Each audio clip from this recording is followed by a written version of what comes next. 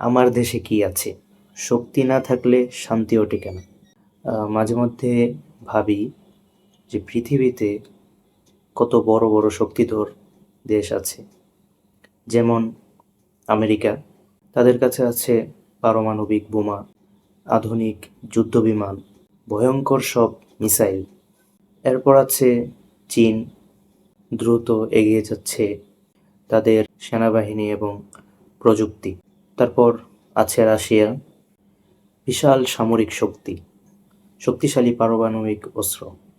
তারপর মুসলিম দেশগুলোর দিকেও যদি তাকাই, পাকিস্তান, পারমাণবিক শক্তিধর দেশ।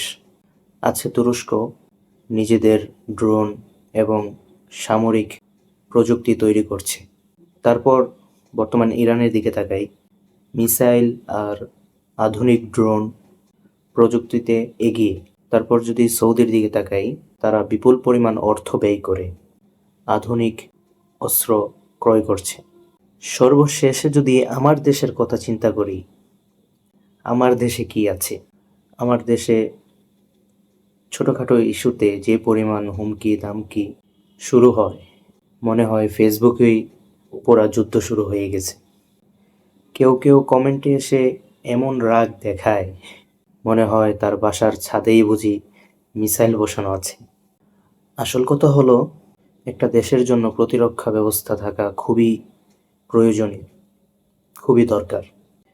কারণ শক্তি না থাকলে শান্তিও টেকে না। আমার সোনার বাংলাদেশ শান্তিপ্রিয় দেশ।